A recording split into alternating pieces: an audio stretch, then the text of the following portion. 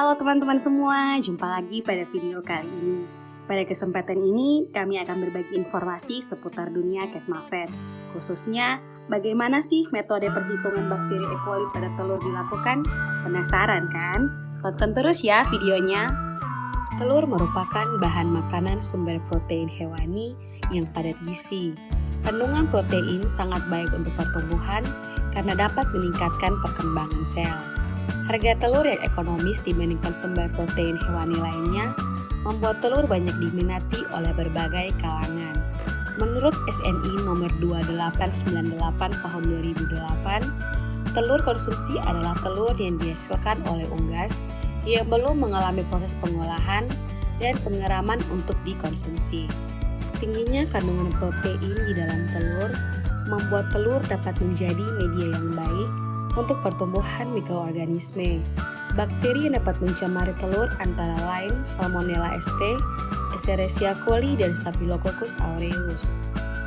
Bakteri E. coli merupakan indikator cemaran kotoran atau feses terhadap bahan pangan. Bakteri ini menghasilkan enterotoksin yang dapat menyebabkan diare, sepsis, dan meningitis. Bakteri E. coli dapat mencemari telur melalui induk yang terinfeksi atau transovarial, kontaminasi feses, pengemasan dan pengangkutan yang menyebabkan telur pecah atau retak, lama penyimpanan, dan lingkungan sekitar yang tercemar.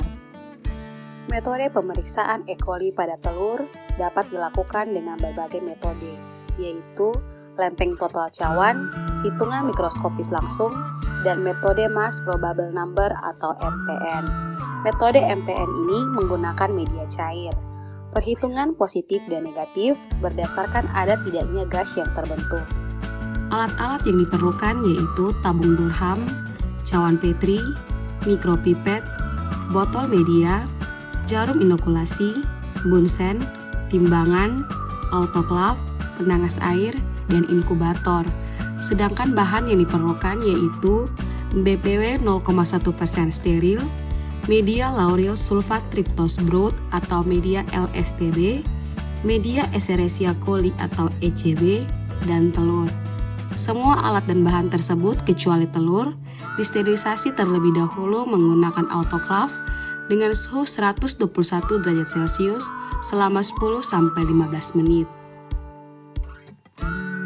Uji perlakuan dimulai dengan menuangkan 25 ml telur ke dalam wadah steril yang berisi 225 ml BPW 0,1% steril. Selanjutnya, dihomogenkan selama 1-2 menit. Ini merupakan pengenceran 10 pangkat min 1. 1 ml pengenceran 10 pangkat min 1 diambil dan diencerkan ke dalam 9 ml BPW. Ini merupakan pengenceran 10 pangkat min 2. 1 ml pengenceran 10 pangkat min 2 diambil dan diencerkan ke dalam 9 ml BPW. Ini merupakan pengenceran 10 pangkat min 3. Selanjutnya, dengan menggunakan mikropipet, diambil masing-masing 1 ml dari setiap pengenceran, dimasukkan ke dalam 3 tabung seri yang berisi media LSTB. Selanjutnya, tabung Durham diinkubasi pada suhu 35 derajat Celcius selama 24-48 jam dengan posisi terbalik. Setelah diinkubasi, dilihat apabila terbentuk gas dalam tabung Durham, maka hasil uji dinyatakan positif. Uji selanjutnya adalah uji penegasan. Uji penegasan menggunakan media ECB. Media ECB merupakan media selektif untuk pertumbuhan bakteri E. coli. Pengujian ECB dimulai dengan memindahkan biakan positif dengan jarum inokulasi dari setiap tabung LSTB ke dalam media ECB. Selanjutnya, diinkubasi dengan suhu 45 derajat Celcius selama 24 jam. Setelah diinkubasi, dilihat. Apabila terbentuk gas, maka hasil uji dinyatakan positif. Tahap selanjutnya setelah inkubasi yaitu dilakukan pengukuran menggunakan standar tabel SNI 2897 tahun 2008. Telur yang memenuhi persyaratan jika total bakteri E. coli kurang dari 3 mpm per mili dan tidak memenuhi persyaratan jika total bakteri E. coli lebih dari 3 mpm per mili. Mari kita bahas salah satu nilai yang ada pada kolom. Kita lihat pada kolom tabel pertama. Pada pengenceran 0,1 atau 10 pangkat min 1, apabila dari ketiga tabung yang kita uji memberikan hasil negatif, maka diberikan nilai 0. Begitu juga dengan pengenceran 10 pangkat min 2. Apabila ketiga tabung memberikan hasil negatif, diberikan nilai 0. Begitu pula dengan pengenceran 10 pangkat min 3.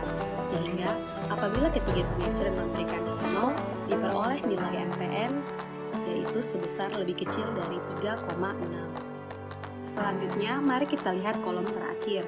Pada kolom terakhir, pada pengenceran 10 pangkat min 1, apabila ketiga tabung yang kita uji memberikan hasil positif, maka diberikan nilai 3.